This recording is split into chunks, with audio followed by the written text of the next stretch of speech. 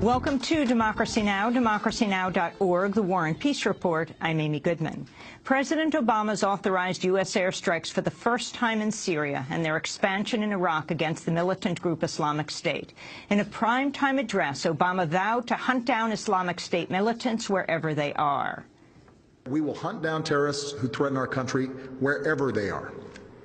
That means I will not hesitate to take action against ISIL in Syria as well as Iraq. This is a core principle of my presidency. If you threaten America, you will find no safe haven. I want the American people to understand how this effort will be different from the wars in Iraq and Afghanistan.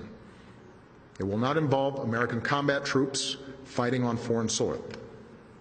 This counterterrorism campaign will be waged through a steady, relentless effort to take out ISIL wherever they exist using our air power and our support for partners' forces on the ground. President Obama's plan includes over $500 million to arm and train Syrian rebels. One group that's cast doubt on aiding the Syrian opposition is the family of Steven Sotloff, the American journalist whose videotaped beheading helped mobilize calls for U.S. strikes. Speaking to CNN, a family spokesperson said Sotloff was sold off to ISIL by other Syrian rebels. For the first time, we can say Stephen was sold at the border. Stephen's name was on a list that he had been responsible for the bombing of a hospital. This was false. Activists spread his name around. He was sold at the border? Yes. We believe that the so-called moderate rebels that people want our administration to support, one of them sold him probably for something between $25,000 and $50,000 to ISIS, and that was the reason that he was captured. That's Sotloff family spokesperson Barak Barfi on CNN. To coincide with Obama's speech, the White House announced Saudi Arabia will host a training program for, quote, the moderate Syrian opposition to combat ISIL. Saudi Arabia is one of the largest sources of funding for ISIL and other jihadist groups. We'll have more on President Obama's speech and his plan to attack Islamic State forces after headlines. Dozens of people have been arrested in Ferguson, Missouri, in a protest over the police shooting of Michael Brown. A crowd of over 100 gathered Wednesday to block a state highway in a call for the replacement of St. Louis County Attorney Robert McCullough in favor of a special prosecutor. Our problem ain't in Afghanistan. It's right here with these racist police officers. That's my problem is.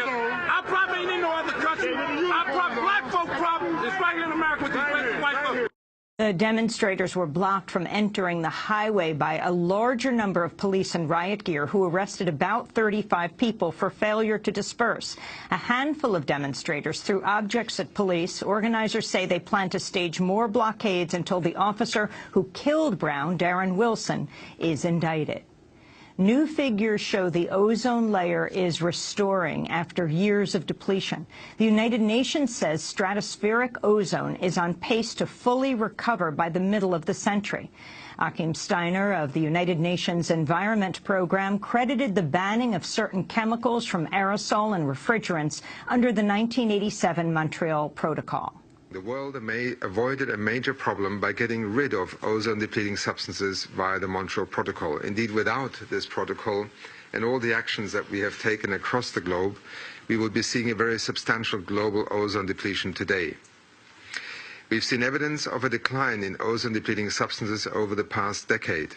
Now we're starting to see increasingly encouraging signs from ozone measurements that the ozone layer is on track to recovery by the middle of this century. Without the Montreal Protocol, the UN says 2 million extra cases of skin cancer would have occurred each year by 2030. But this rare bit of environmental news has also come at a cost. Many companies have replaced ozone-depleting chemicals with hydrofluorocarbons, HFCs, which worsen global warming. We are at a critical point where HFCs were introduced in order to address the issue of ozone depletion. What we did not anticipate at the time, or what was not foreseen, is that if the use of HFCs continues to increase at the rate that we now envisage, which is roughly increasing at a rate of 7% a year, and you begin to extrapolate that, then by the year 2050 you could have a major negative issue and challenge in terms of global warming. The UN says HFCs can be phased out if new action is taken on top of broader action to tackle global warming. Michel Jarraud of the World Meteorological Organization said, quote, international action on the ozone layer is a major environmental success story. This should encourage us to display the same level of urgency and unity to tackle the even greater challenge of climate change, he said. The official death toll from the Ebola outbreak in West Africa has topped 2,300, with warnings of a significant jump in the coming days. A Liberian minister is warning the virus is, quote, devouring everything in its path. The coordinator of United Nations operations in Liberia, Karen Landgren, said the numbers don't capture the actual toll. I can't say enough about just how grave this is, just how deep the needs are, and just how great the challenge is going to be.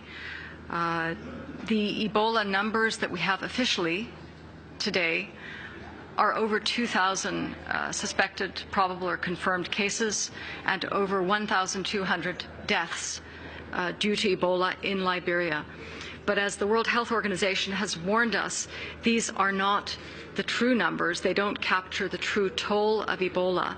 And in the next few days, we should expect to be working with significantly higher numbers. The Pentagon is building a 25-bed field hospital in Liberia, but it'll only treat foreign healthcare workers affected by the virus. Meanwhile, a fourth Ebola patient arrived in the U.S. this week to receive treatment at Emory University Hospital in Atlanta. The Israeli military says it's opened criminal probes of two of its most publicized killings of Palestinian civilians during the summer's assault on Gaza.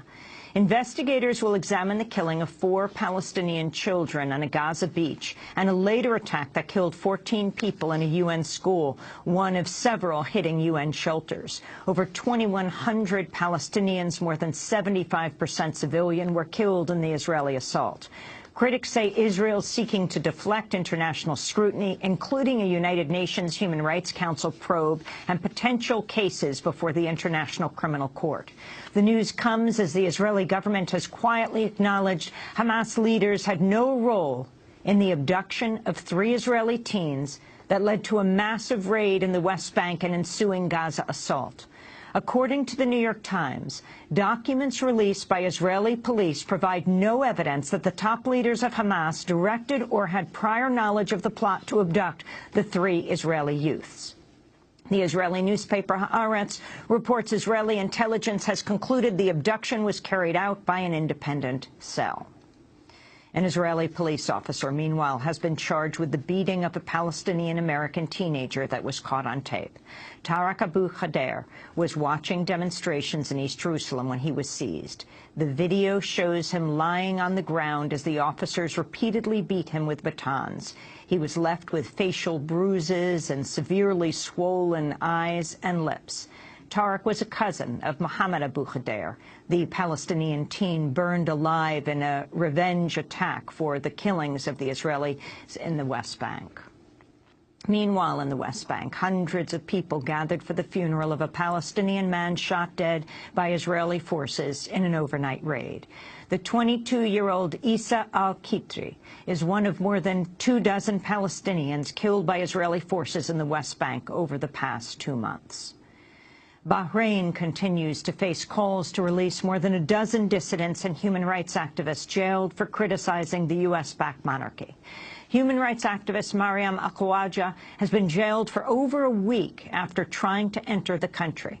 Akhawaja says customs officials told her she no longer holds citizenship. She had been trying to visit her ailing father, Abdulhadi Akhawaja, who remains on a hunger strike behind bars. Hundreds of people have taken part in rallies inside Bahrain since her detention. In a statement, Human Rights Watch said, quote, "They are in jail only because they vigorously called for democratic reforms. Washington and London and others should make their voices heard loud and clear in Manama." Bahrain is a key U.S. government ally, hosting the Navy's 5th Fleet. A law enforcement official says the NFL was sent the video of Ray Rice knocking out his fiancée in a casino elevator.